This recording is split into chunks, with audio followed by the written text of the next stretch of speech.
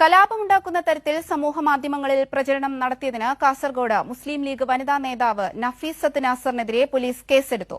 ചെറുവത്തൂർ ഗ്രാമപഞ്ചായത്ത് 2ാം ward UDF സ്ഥാനാർത്ഥിയായിരുന്നു Nafeesath Nasar. കൂടുതൽ വിവരങ്ങളുമായി സിജു കണ്ണൻ ചേരുന്നുണ്ട്. സിജു കണ്ണൻ, തെരഞ്ഞെടുപ്പിനിടെയാണ് ഇത്തരത്തിൽ ഒരു കലാപാഹ്വാനം നടത്തിയിരിക്കുന്നത്. എന്താണ് ഇപ്പോൾ കിട്ടിയ കൂടുതൽ വിവരങ്ങൾ? എന്താണ്?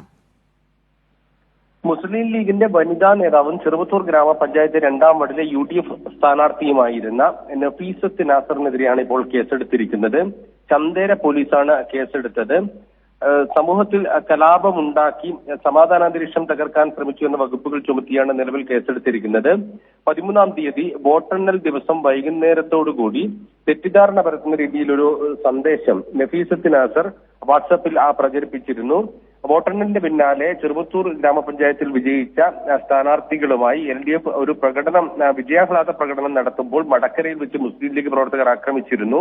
ഇതേ തുടർന്ന് ആ പ്രദേശത്ത് സംഘർഷം ഉടലെടുത്തിരുന്നു. ഇതിനിടെ നഫീസത്ത് നാസർ തുരുത്തിയിലെ പള്ളി ആക്രമിച്ചു എന്ന തരത്തിൽ വ്യാജ പ്രചരണം നടത്തുകയായിരുന്നു. ഇത് വലിയ രീതിയിലുള്ള ആശങ്ക സമൂഹത്തിൽ ഉണ്ടാക്കിയ ഒരു സംഭവമാണ്.